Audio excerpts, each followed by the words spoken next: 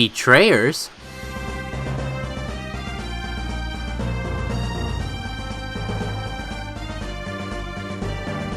Greetings interwebs and grandchildren, this is Jackit, and welcome to another edition of Let's Play Golden Sun: The Lost Age. In the last episode, we made it through 2 of the 3 remaining trials. With one done in the episode before, that leaves only 1 more left. I also got a summon at the end of the episode that you can only get once you've collected all the Djinns between the first 2 games. Hopefully that'll get shown off sometime in the frame of the next episode. So let's get on with the adventure, shall we? This is the only door left.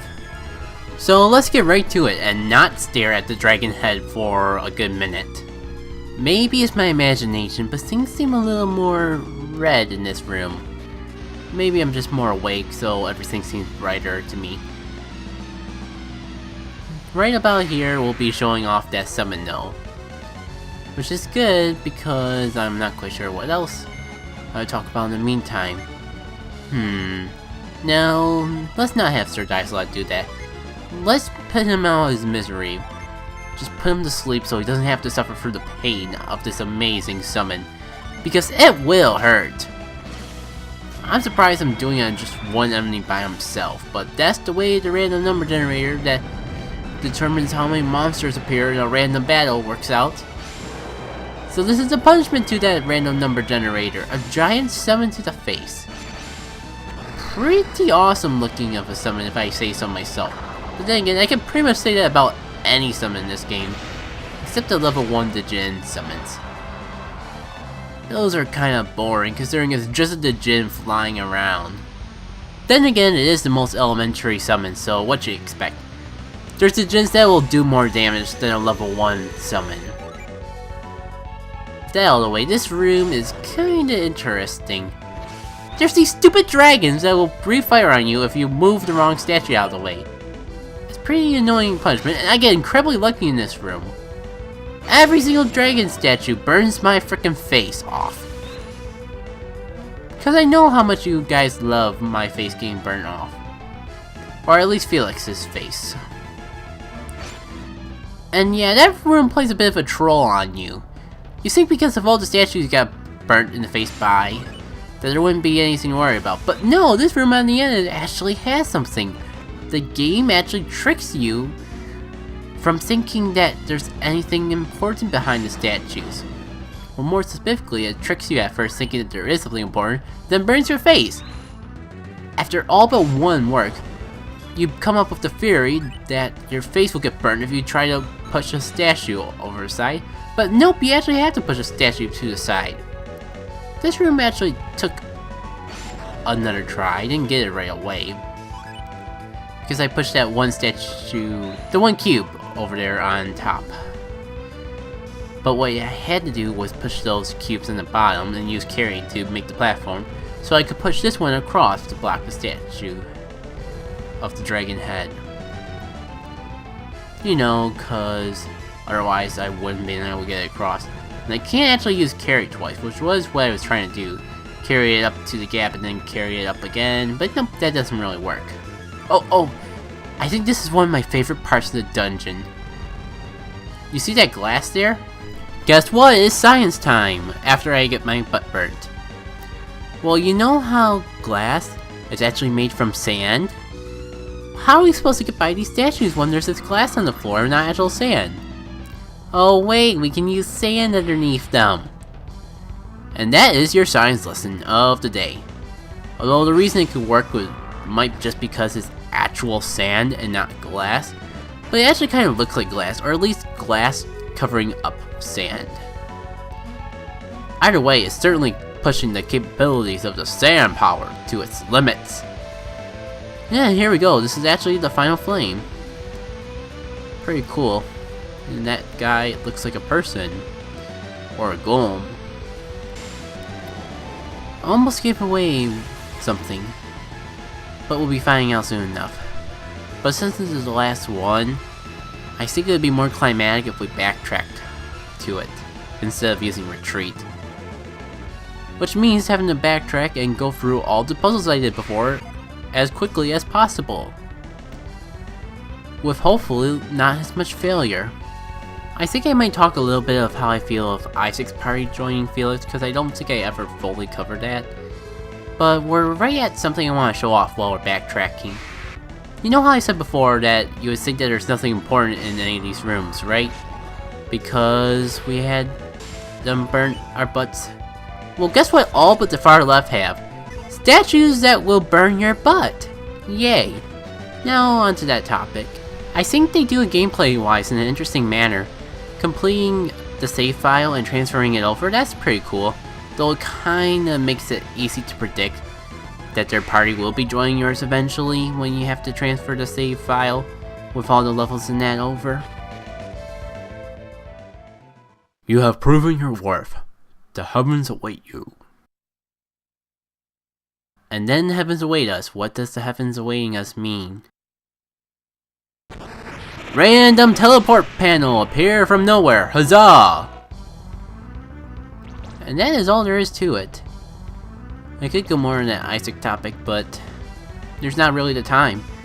The end is nearly upon us. It's right beyond this teleport panel, to be perfectly honest. Before then though, I want to show you what's so significant about the glowingness of each of these. They actually are one for each of the elements. The golem could be considered earth, the dragon could be considered fire, the dolphin fish could be considered water, and the bird could be considered wind.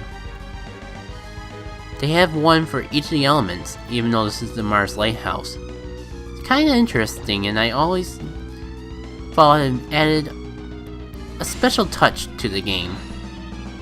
How you pretty much have to light the 4 elements within the lighthouse before lighting the final beacon. Important thing of note, we're coming across the point of no return. The final save point of the game is coming very, very close. I will be pointing out exactly how close you can get before triggering the final cutscene, because after this you cannot save. Even after the final fights that may occur, you cannot save. And once you beat the game, you can only save a completed file, which you can't continue playing. I figured I'd point all this out before the end. So, here we go. Betrayers?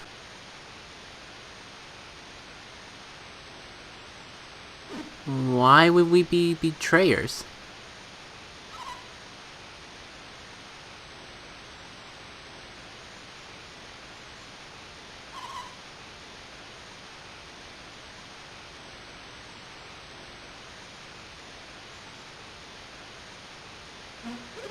Yeah, that's probably the best idea.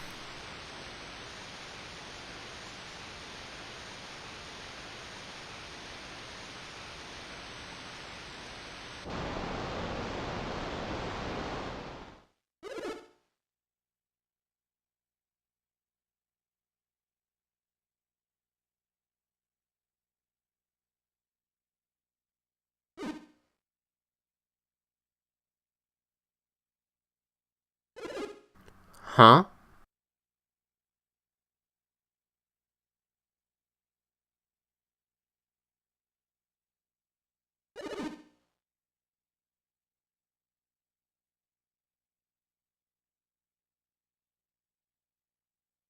No clue, it's a little familiar, but no idea who it could be.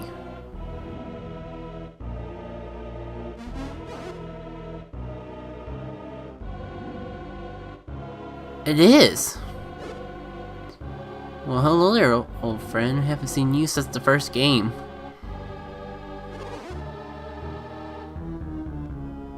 Bit of a long story, Kraden.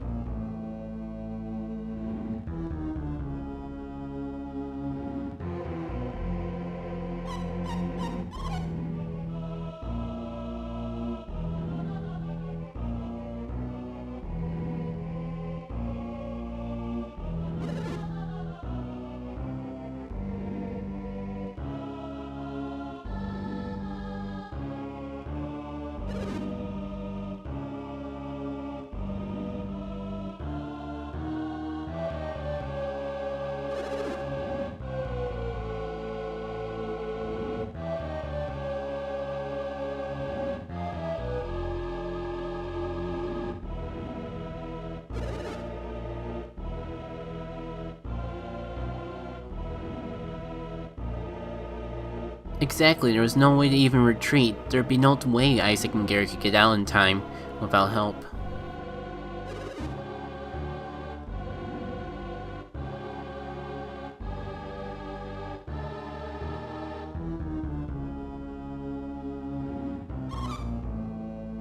Nobody indeed.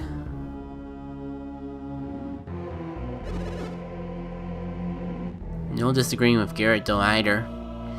Think if you paid attention from the beginning of the first game. As Pierre says, the Wise One seems more than just a man. Almost like he's a deity.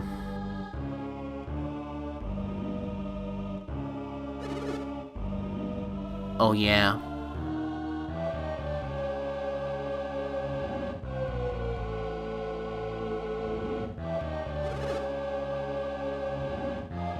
So that's why he's here.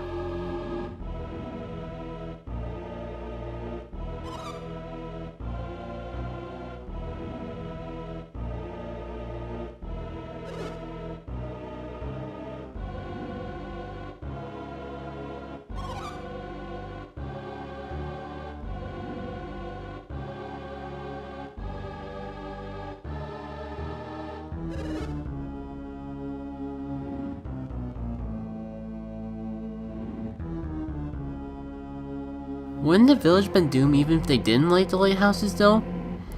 How is that justifiable?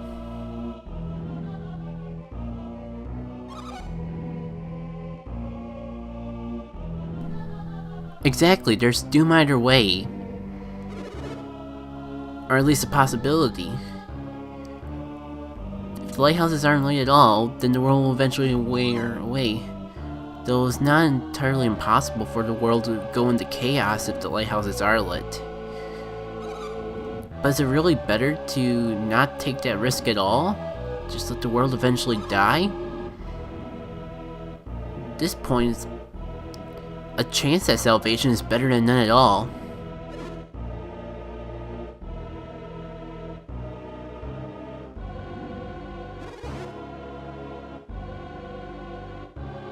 How could a deity be ignorant? If he's the protector, exactly, why won't he let us protect?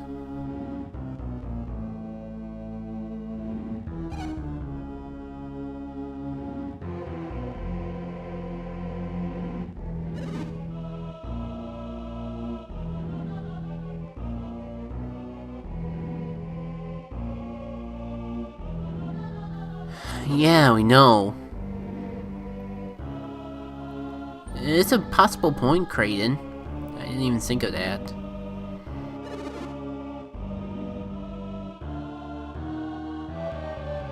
Desire is an evil power in the wrong hands. Guess there's a reason things like pride can be considered a sin.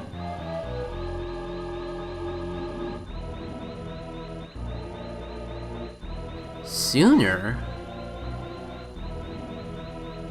Wait, Water Adept? I mean, Pierce is in our party. Friend with a Water Adept?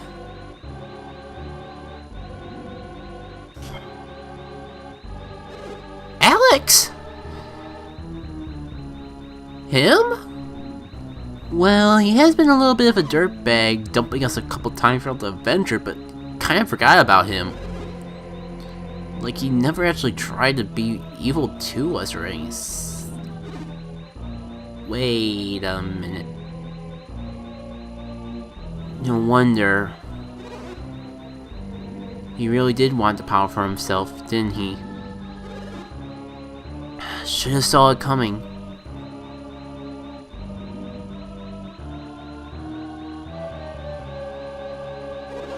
Oh, I know what the Golden Sun is. It's the title of the game series! It's kinda interesting we've gone for the entire game without actually hearing what the Golden Sun was, within the context of the game.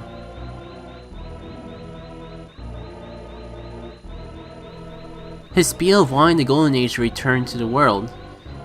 He didn't want it for the people? He wanted it for himself? Sounds right. If Alex really does want the power all for himself, makes sense why he wants the lighthouses lit and is heading towards Mount Elf himself.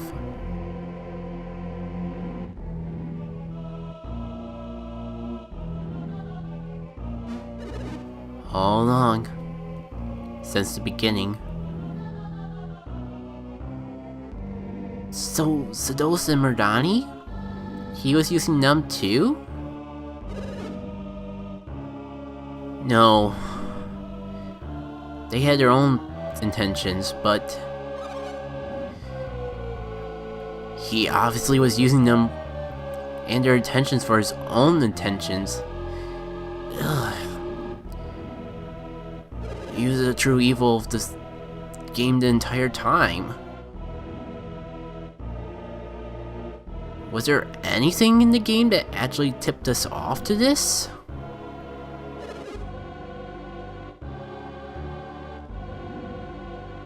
We don't have a choice, do we? If it weren't for Prox, we might be able to pursue Alex first. But who knows if we'll have the time to save Prox if that doesn't happen. Letting it now is our only choice.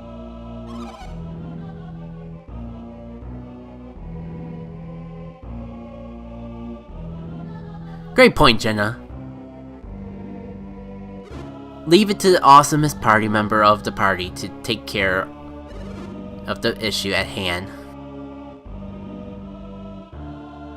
Jenna's so awesome she can stand up to the deity with pure logic. Yeah, let's do it.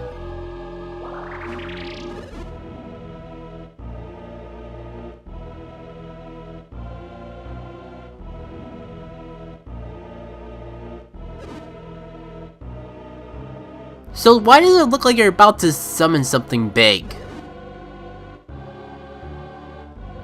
Miracle, huh? A holy miracle. Saved the world from the evil guys trying to bring life back to the planet. Surpass a miracle?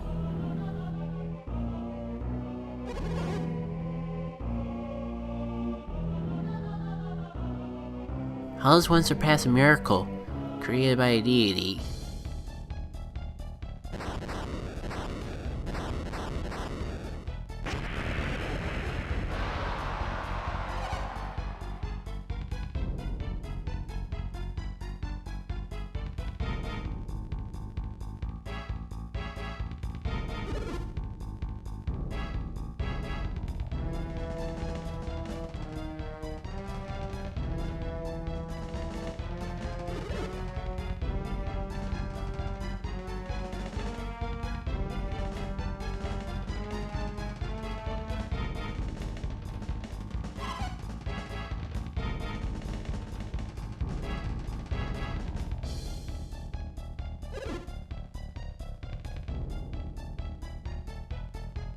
Wait a minute, wasn't the two-headed dragon two people that were actually... And this dragon has 3 heads, so... Oh no! It can't be! Can it? No, it must be! Felix! Isaac! Jenna, no, you have to stop! You guys can't do this! Garrett, you buffoon, you have no idea what you're doing! The 3-headed dragon! It's actually...